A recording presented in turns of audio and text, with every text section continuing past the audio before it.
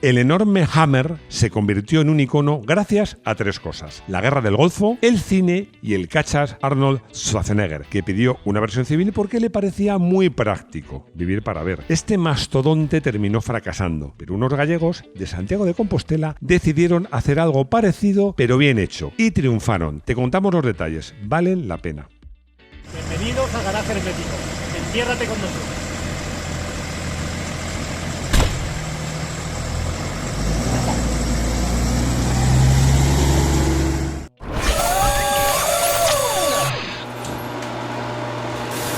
Este vídeo, cuya idea me parece muy interesante, he de confesar que no es idea mía.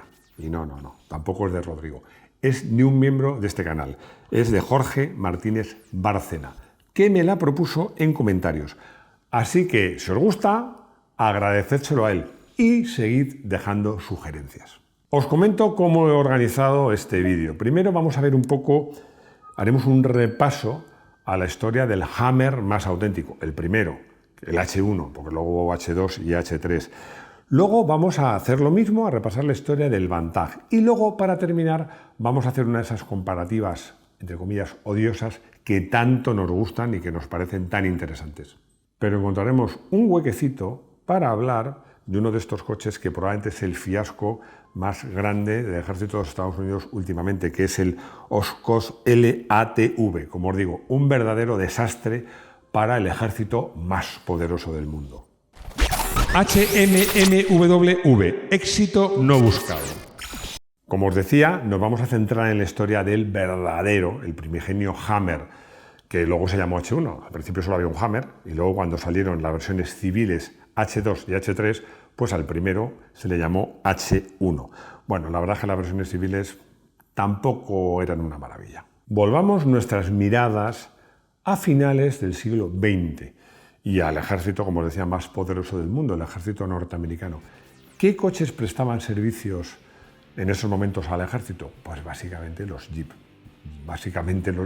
Bueno, pues más modernizados, más puestos al día, más actualizados, pero eran coches todoterreno ligeros como los Jeep y, por cierto, pues que eran muy vulnerables a las bombas enterradas o a los francotiradores y ese tipo de cosas.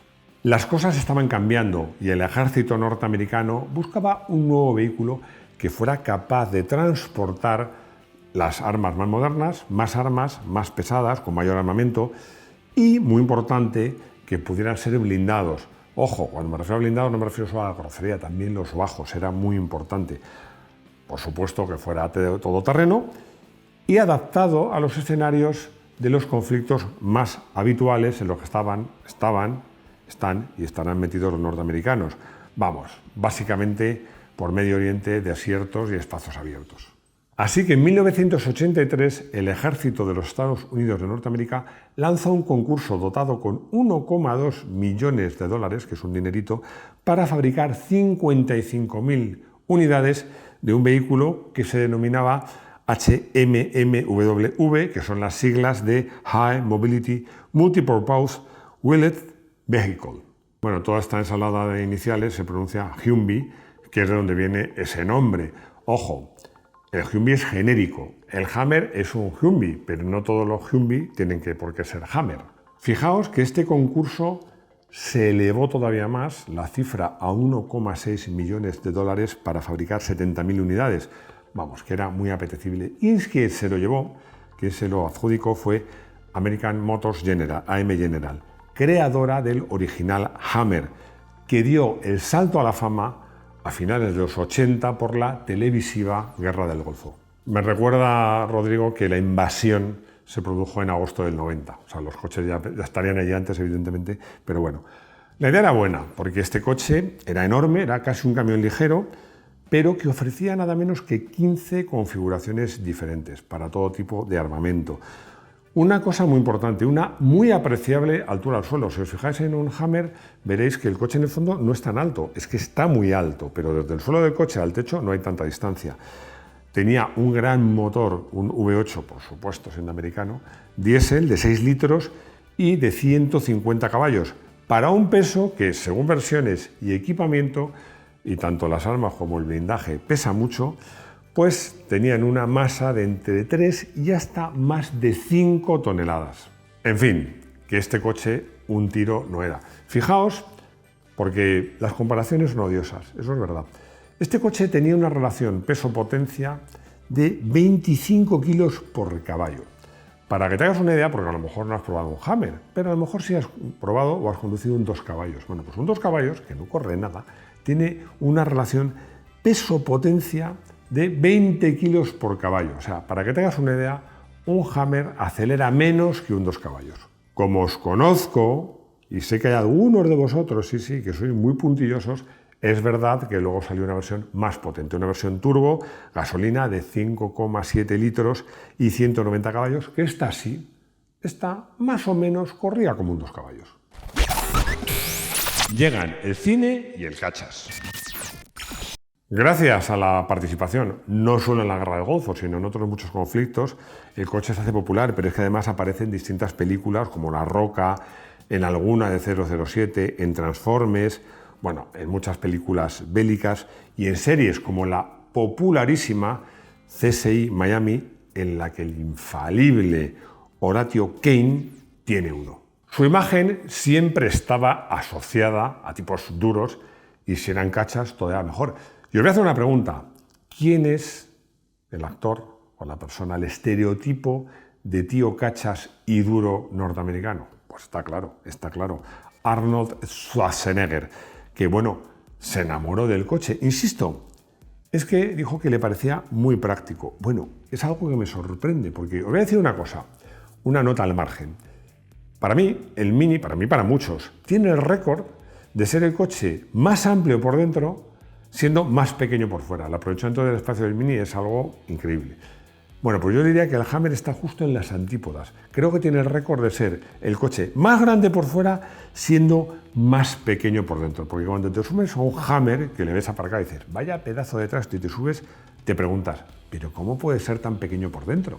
El amigo Arnold quiso tener uno civil. Esto es una historia que incluso merecería un vídeo por sí solo, porque cuando él quiso el coche no existía versión civil. Tuvo que conseguir uno militar, que le concediera un permiso. Esto es una historia larga, pero bueno, quiso tener uno civil y lo consiguió. Bueno, no es que tuvo uno, es que llegó a tener 6.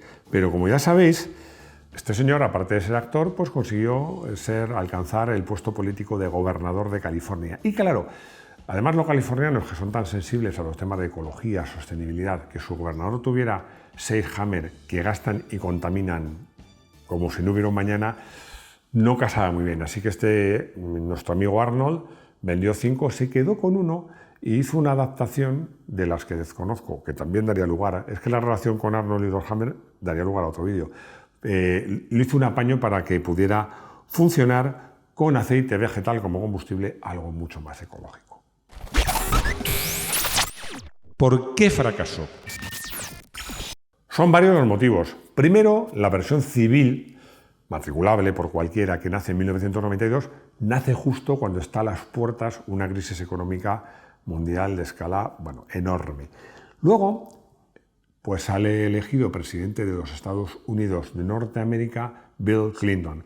Bill Clinton no es un pacificador, pero comparado con su antecesor, el presidente George Bush, por de luego sí. Y eso hace que los presupuestos de defensa quizás no bajen, pero de luego sí que se ajustan. Y la versión civil, bueno, pues más allá de algunos cuantos actores cachas, de otros tantos raperos, que también le gusta el coche, algunos futbolistas famosos con escaso gusto automovilístico y poco más, pues no tiene éxito. ¿Por qué? Bueno, pues es evidente, porque era un coche caro, muy caro, lento, como hemos dicho, muy lento. Consumían una barbaridad. No eran cómodos, no eran amplios y además, con sus 2,2 metros de anchura, bueno, es que por algunos sitios, algunas calles de algunas ciudades ni cabían.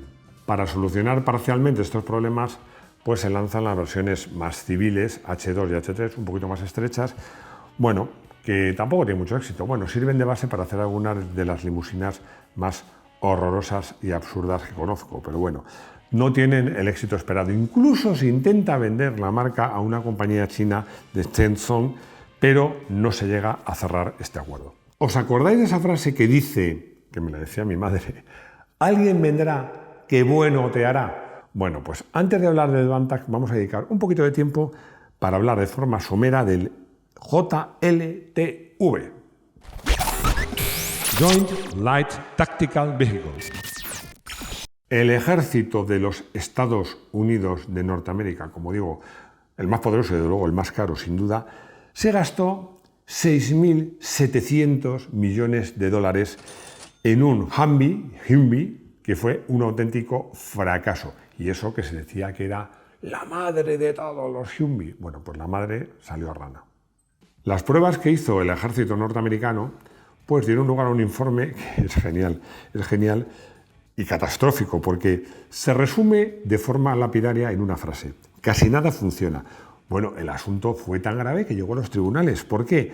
Porque otra empresa norteamericana, Lockheed, la división de Lockheed que está especializada en temas de armamento, que también aspiraba a conseguir ese contrato como General Motors, pues protestó por la adjudicación, porque dijo, bueno, o sea, ¿cómo han adjudicado este contrato a un coche que es tan malo? Bueno, por los motivos y por la forma en que se había adjudicado. Lo que pasa es que Lockheed retiró la demanda, porque, claro, estaban en riesgo otros contratos que Lockheed sí había alcanzado y había firmado ya. Este coche, que por cierto no he dicho que se llamaba Oshkosh, bueno, pues siguen intentando hacer carrera de él, ¿no? Y además, aunque parezca mentira, para mí es más feo que el Hammer. Y mientras tanto, nace el Bantag. Ya estaba harto de acrónimos de palabras inglesas. Ya estaba harto. Así que Bantag es el acrónimo de Vehículo de Alta Movilidad Táctico.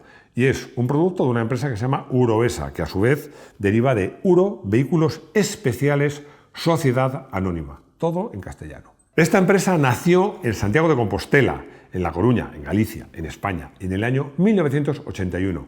Y como su propio nombre indica, es una empresa dedicada a vehículos especiales, muy en particular, sobre todo al principio, a los destinados a la lucha contra los incendios forestales. En 1984 aparece el primer todoterreno, un modelo que la masa total podía llegar hasta 18 toneladas, que inicialmente tiene dos versiones, una específicamente destinada a los bomberos y otra destinada a usos militares. El sucesor de este todoterreno es el actual Bantag. Uroesa fabrica gran parte del coche, pero también ha sido uno de sus méritos encontrar buenos proveedores, porque los motores son Iveco o Steyr. Y pasa lo mismo con las cajas de cambio y las cajas transfer, que son de estas marcas, o también utilizan a veces, según los modelos, las de la marca Allison. En la actualidad tienes versiones militares que pueden transportar cualquier tipo de armamento que te imagines. Y las hay para diversos usos especiales, como ya hemos dicho, bomberos, especialmente forestales, para intervención rápida, policía, ambulancias, cisterna, y además hay versión civil. O sea que si te encaprichas de un Bantag, más o menos por el entorno de 100.000 euros, puedes comprarte uno. Equipan motores de 6 cilindros en línea que van de 187 a 245 caballos. Cuentan con tracción total permanente muy eficaz y hay versiones que tienen de masa máxima autorizada, es decir, el peso del coche más la carga útil, que van de 5.300 a 11.000 kilos. Aproximadamente 3.000 unidades prestan servicios en el ejército español, pero no es el único ejército que tiene modelos Uro, porque se exporta a Arabia Saudí, Bélgica, Irak y a casi otros tantos 10 países distintos. ¿Cuál es mejor?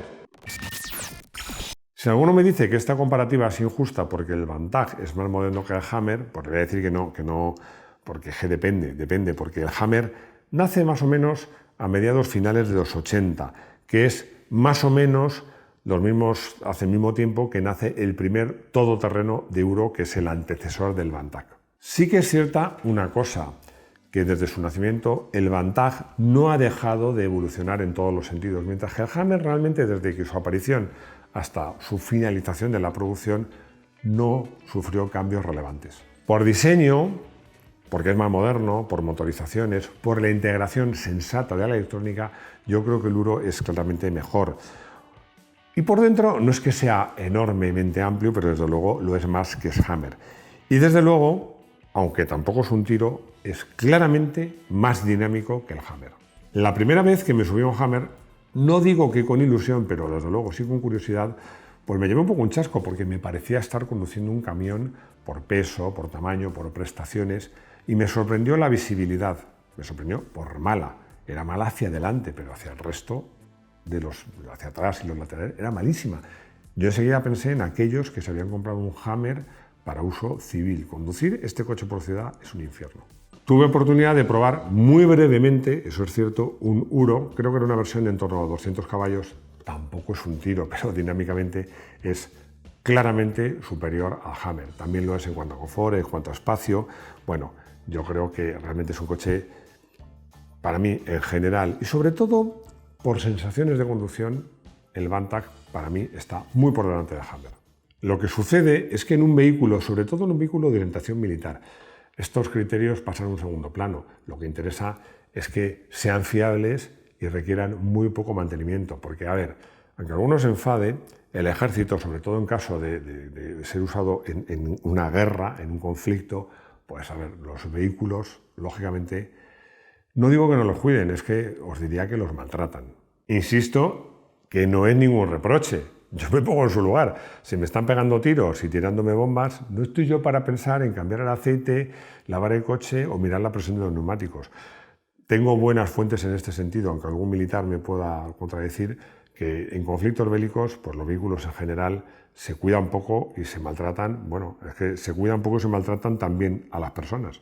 Los Hammer dieron muchos problemas, sobre todo de suspensiones. A veces, yo creo, esto es una opinión, fruto de su elevado peso, porque ya eran muy pesados, pero muchas veces se les ponía un blindaje enorme, muy grueso, que era un lastre muy elevado y no se modificaban las suspensiones pues, para soportar ese peso extra. Los motores, en cambio, fueron bastante bien. Respecto a Uro, he oído de todo. También he oído que, yo creo que por el mismo motivo, llevan suspensiones neumáticas y que tienen algún problema de fugas. Pero la verdad es que viendo el éxito y el resultado que están dando los Uro, creo que en general son coches bastante fiables. Otra cosa es reflexionar acerca de si estos vehículos son los más adecuados para el uso militar, porque un buen amigo mío que es militar de autograduación y que además está en infantería, me decía que él echa de menos pues los típicos Jeep, Land Rover, coches ligeros, manejables, pequeñitos, indestructibles, pero que claro, que el problema es que la guerra moderna pues te pueden atizar con un lanzagranadas, con el típico bazooka, como se decía antes, entierran bombas en los caminos que hacen explotar a tu paso, porque los bajos de los coches, incluso coches que se blindaban por fuera, por el techo, los cristales, las puertas, no se blindaban por abajo. Entonces, claro, todo eso ha devenido en que este tipo de vehículos pues son casi tanques con ruedas. Eso es inevitable. Porque en el momento que haces un coche cerrado, blindado por arriba, por abajo, por los laterales, sube el peso, sube el precio y todos son problemas. Pero es lo que hay.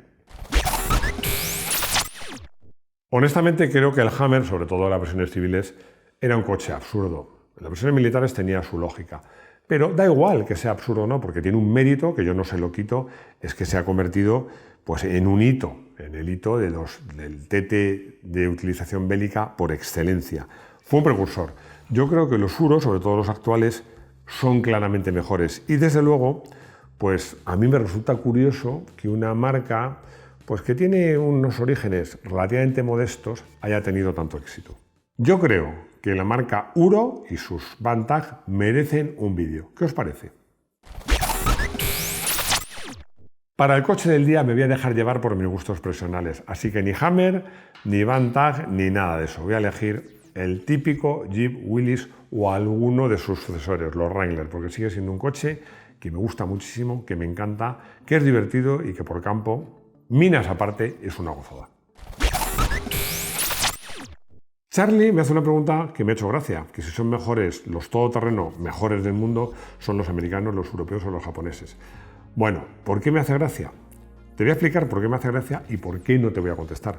Porque estoy trabajando en un guión que se llama TT, los todoterrenos japoneses. Son los mejores, donde hago un análisis de todo esto, de cómo se inició el TT, cómo fueron desarrollándose en distintos continentes y analizando los todoterrenos japoneses para ver si son mejores o peores. Así que mejor espera a que publiquemos este vídeo. Ramiro me pregunta, porque dice que ha visto en Rumanía varios Vantage del ejército, si es un coche recurrente allí. Vamos a ver.